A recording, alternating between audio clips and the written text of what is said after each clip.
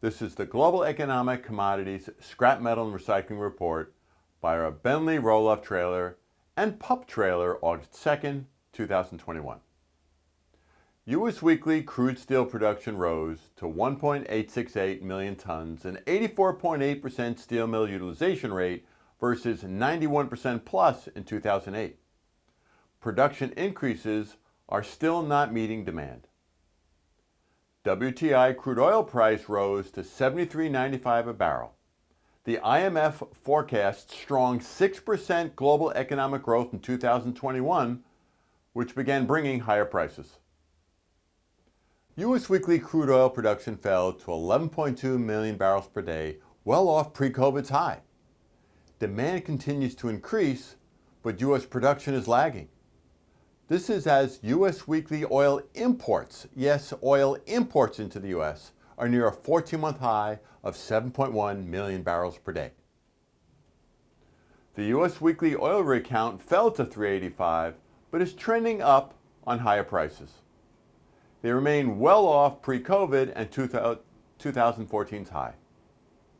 Scrap steel number one HMS export buying price Philly was steady at $380 a gross ton, but down $40 a gross ton from the recent high. This was on good but lower demand and robust supply. Scrap steel number one HMS price remains steady at $461.67 a gross ton, the multi-year high. August is forecasted to be down $10 to $20 a gross ton on good demand, but again, robust supply. Hot rolled coil steel price rose to $93.70 a hundredweight and hit a new record during the week. This was on strong demand and continued constrained supply. Copper fell to $4.48 a pound but remained high. Global demand remains robust as China continues to sell its reserves. Aluminum price rose to $1.17.3 a pound, which is $25.85 a metric ton, a multi-year high on good demand. China's output is down due to climate change restrictions, but China also continues selling their reserves as well.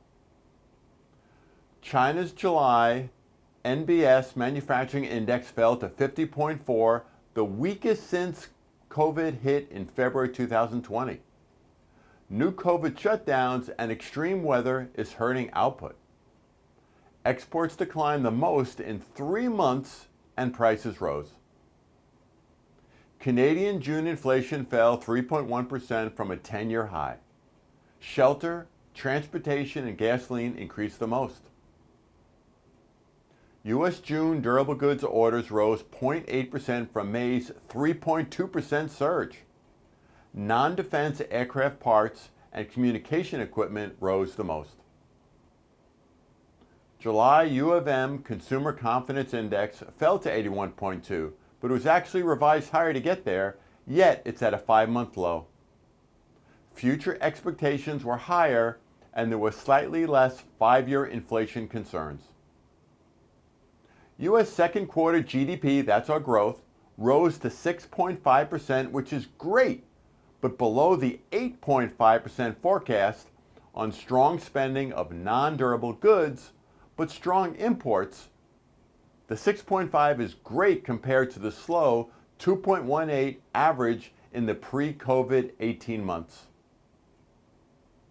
Wall Street's Dow Jones Industrial Average fell 127 points to 34,935, but July was the 6th straight monthly increase. The economy is still robust, with interest rates remaining low. This report is going on 6.5 years now, 51 weeks a year. It's free and emailed out Monday mornings, as well as put on Facebook and LinkedIn. Importantly, anyone can sign up for it for free at www.bentley.com. Just go to the bottom of the home page and type in your email address and name. As always, feel free to call or email me with any questions, and we hope all have a safe and profitable week.